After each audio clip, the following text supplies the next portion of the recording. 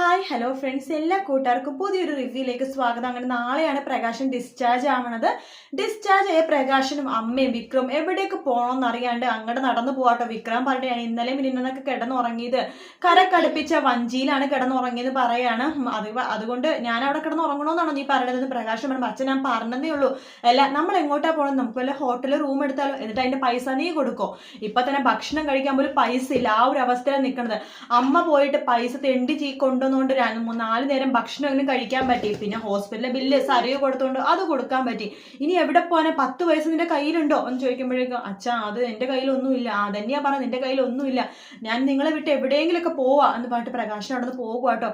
വിക്രത്തിനെ അമ്മേനെ ഉപേക്ഷിച്ച് അവിടെ നിന്ന് പോകുവാണ്. അങ്ങനെ പോയ പ്രകാശനോ രാത്രി ഒരു കടത്തണ്ണിൽ കിടക്കുവാണ്. കിടക്കുന്ന സമയത്തൊക്കെ പ്രകാശൻ ആകെ കരഞ്ഞുകൊണ്ടിരിക്കുക കേട്ടോ.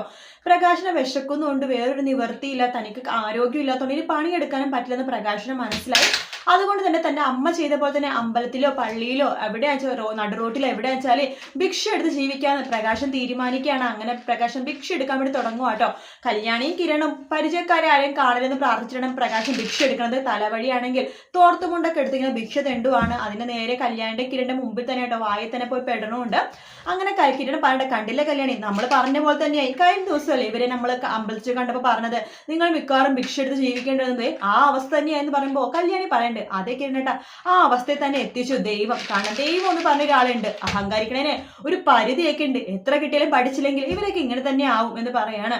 അങ്ങനെ പ്രകാശൻ അവരുടെ മുമ്പിൽ ഇങ്ങനെ കൈ നീട്ടുവാട്ടോ. അത് കാണുമ്പോൾ കല്യാണിക്ക് ചെറിയൊരു മനസ്സിന്റെ പ്രയാസം ഉണ്ടെങ്കിലും സാരില്ല, ഇയാളൊരു ദുഷ്ടനാണ്, എന്തോരം പേരുടെ ജീവിതമാണ് ഇയാൾ ഇല്ലാതാക്കിയത് എന്ന് പറഞ്ഞിട്ട് 10 പൈസ പോലും കൊടുക്കാതെ കിരണും കല്യാണിയും അവിടെ നിന്ന് പോവാട്ടോ. പ്രകാശനാകെ നാണം കെട്ട് പോവാണ്. അങ്ങനെ പ്രകാശിന്റെ ആ ഒരു ഭയങ്കര ഒരു അവസ്ഥയാണ് നമ്മൾ ഈ ആഴ്ച കാണാൻ പോകുന്നത്. വീഡിയോ ഇഷ്ടപ്പെട്ടെങ്കിൽ ലൈക്ക് ചെയ്യുക, സബ്സ്ക്രൈബ് ചെയ്യുക, കമന്റ് ചെയ്യുക. മറ്റൊരു വീഡിയോ കാണാം. Take care, bye bye.